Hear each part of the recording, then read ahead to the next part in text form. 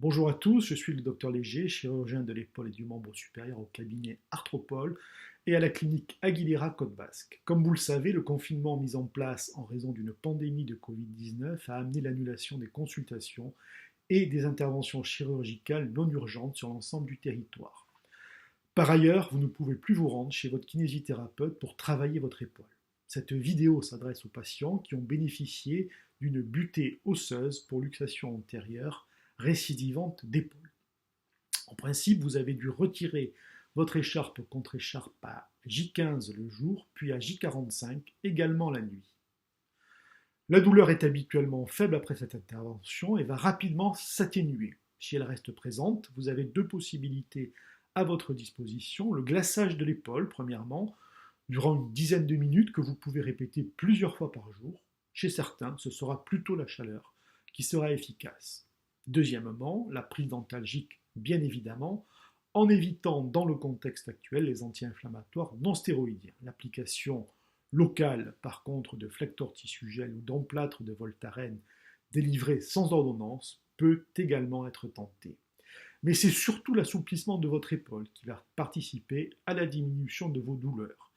La récupération des amplitudes est le point clé dans ce type d'intervention. Outre le travail postural, en se redressant bien et en tentant de rapprocher ces omoplates l'une de l'autre dans le dos, trois mouvements sont à travailler. L'élévation antérieure, la rotation externe et plus accessoirement la rotation interne.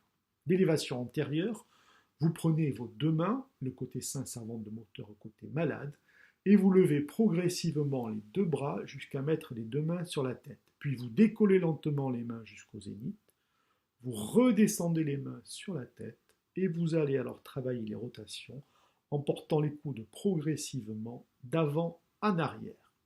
Cet exercice peut également se faire couché. Un autre exercice consiste à s'étendre progressivement sur une table bras tendus en allant chercher le plus loin possible avec les mains. De même, l'utilisation d'un ballon que l'on cherche à pousser le plus loin possible peut aider.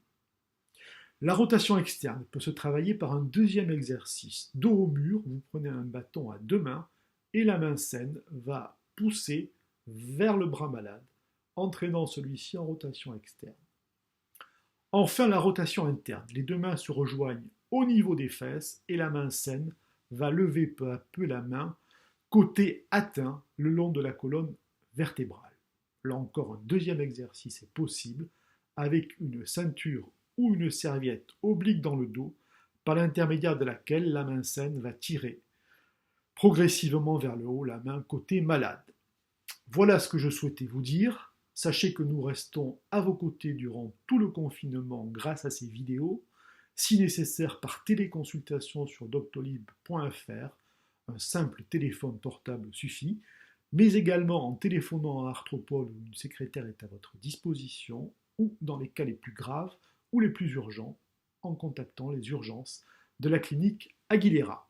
Sachez également que notre équipe fera le maximum dès le confinement levé pour vous donner un nouveau rendez-vous extrêmement rapide.